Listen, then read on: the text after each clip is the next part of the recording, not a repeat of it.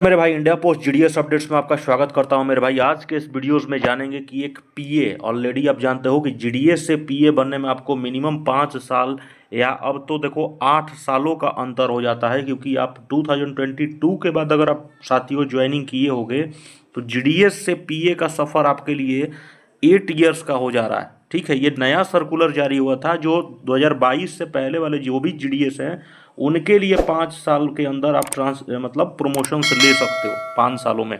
लेकिन पीए आप जीडीएस से अगर आप आए साथी हो तो पीए बनने में कम से कम आपको 8 ईयर्स ऑफ सर्विस लग जाएगा। और ये आज के वीडियो में जानेंगे कि एक नया सैलरी स्लिप पोस्टल असिस्टेंट का 2025 में क्या होने वाला है, कितना ज़्यादा सैलरी, क्योंकि आपको भी एक बहुत बड़ा मोटिवेशंस मिलता है इन सैलरी को देखने के लिए, क्योंकि आगे भी आपको प्रमोशंस का लाभ मिल सकता है। ये अक्टूबर 2025 की सैलरी स्लिप है, खास करके पोस्टल असिस्टेंट की साथियों।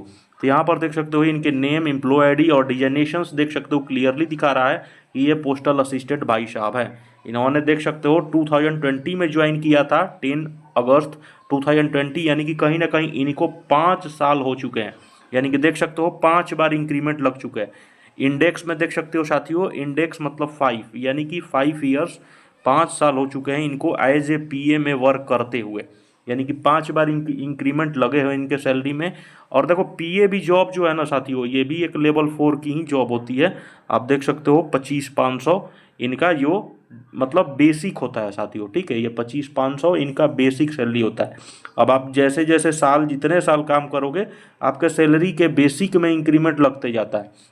तो आप देख सकते हो ये भाई साहब 5 सालों से काम कर रहे हैं तो इनका सैलरी में इंक्रीमेंट आया है, तो इसके वजह से इनकी 28,700 है बेसिक। वरना अमूमन आप जब आप ज्वाइन करते हो, न्यूली ज्वाइन करते हो, तो उनकी 25,500 लेवल 4 के हिसाब से पीए की सैलरी होती है, और उसके ऊपर डीए, एचआरए, ट्रांसपोर्ट वगैरह जो भी चीज़ें अलाउंस से मिलते हैं। 700 है, 5 सालों से काम कर रहे हैं, 5 बार इंक्रीमेंट लग चुका है। अब देखो अभी ऑलरेडी आप जानते हो कि इनके सैलरी के ही ऊपर अब जो महंगाई भत्ता है वो लगा लो, तो आप साथियों जानते हो कि अभी 58% है। आप जानते हो 3% का इंक्रीमेंट किया था महंगाई भत्ता में, अप्रूवल हुआ था, तो आप इनके डीए में आप लगा सकते हो अच्छा खासा, तो 16,646 मतलब 16,646 रुपीज़ इनको डीए मिलता है इस बेसिक का। ठीक है, कभी भी बेसिक का डीए मिला इनको इतना। अब देखो एक ट्रांसपोर्ट अलाउंस होता है, आप देख सकते हो टीपीए 1,800 रुपीज़ मिलता है। ठीक है, फिर इस टीपीए का भी डीए मिलता है, आप देख सकते हो टीपीए ऑन डीए, मतलब इस टीपीए का भी डीए मिल गया तो 1,044 रुपीज़। और ये हो गया हाउस रेंट अलाउंस, जहाँ पर आप सपोज डेट कहीं भी रहते हो, आप अगर क्वार्टर में रहते हो तो फिर एचआरए तो मिलता नहीं है, क्वार्टर से बाहर रहते हो, डाक विभाग का क्वार्टर आपके पास नहीं रखे हो, तो एचआरए हाउस रेंट अलाउंस होता है। जैसे एक्स सिटी का साथियों, एक सिटी जैसे हाई फाई सिटी नहीं होती है 10% मिलता है, वाई सिटी वैसे 20% मिलता है, सिटी वाई सिटी वो डिपेंड करता है। जेड सिटी को 30% एचआरए का भी अलाउंस मिलता है। तो बिल्कुल वही बात है साथियों, इनकी टोटल सैलरी 51,060 रुपीज़ हो गई साथियों। ठीक है, क्योंकि ये न्यूली है, अभी देख सकते हो 5 सालों से काम किए थे। कल के जो पोस्टमैन का जो सैलरी दिखाया था वो 12 सालों से काम कर रहे थे, 12 बार इंक्रीमेंट लगा था उनका, इसलिए उनकी डीए और काफ़ी ज़्यादा सैलरी उनका इंक्रीमेंट लगा था। अब देखो एनपीएस इनका कटता है भाई का, पेंशन जरूरी है भाई, समझ सकते हो कि भविष्य के लिए कुछ पैसा नहीं रहेगा तो फिर समझ सकते हो। सीजीआई जीएस इनका भी बिल्कुल आप देख सकते हो 30 रुपीज़। और ये देखो ये कुछ टैक्सेस इनके कटते हैं। ठीक है, टैक्स जाहिर सी बात है कि आप देखो सैलरी के अलावा भी आपको टैक्सेस कटवाने पड़ते हैं इंडिया में, तो आप देख सकते हो प्रोफ टैक्स कटा है। और ये सब्सक्रिप्शन है एआईपी ग्रुप है ना 100 रुपीज़ का, और एसोसिएशन चार्ज का 10 रुपीज़ कटवाए, यानी कि टोटल मिला जुला के 4,875 रुपीज़ इनका डिडक्शन होता है। ठीक है, 4,865 रुपीज़ जो 51 सैलरी है उसमें से 4,000, यानी कि इनको ग्रॉस पे मिलता है साथियों 46,185 रुपीज़।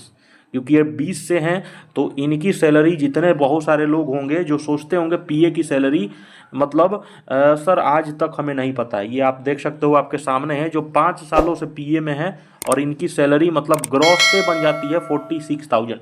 सब कुछ काट पीट के इनको ये सैलरी मिलती है पोस्टल असिस्टेंट की जो 5 सालों से है, न्यूली आप पोस्टल असिस्टेंट की बात करोगे तो 25,500 का डीए आप जोड़ सकते हो, मोटा मोटी ज़्यादा नहीं मिलता है।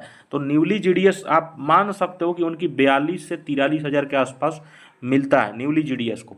जो इसी बात है कि देखो जीडीएस भी अगर जो बंदा होगा उसको पीए बनना है कहीं ना कहीं, लेकिन अब देखो क्या है कि डाक विभाग का नया जो सर्कुलर आया था, अब जीडीएस को पीए बनने में कम से कम 8 सालों का मतलब सर्विस पीरियड लग जाएगा।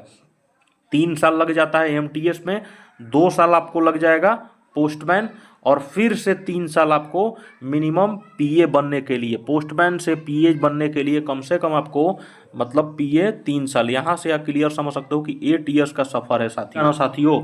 अब इनके ऊपर 8 पे लगेगा तो इनकी सैलरी मेरे भाई 60,000 से ऊपर हो जाएगी, क्योंकि इनका ऊपर बहुत अच्छा खासा फिटमेंट फैक्टर लगेगा ना। अब सोचो ना, इस बंदे का 28,700 है, अब सोचो 8 पे लगेगा तो कितना अच्छा खासा हो जाएगा। डबल करोगे तो 56,000 तो सिर्फ बेसिक होगा।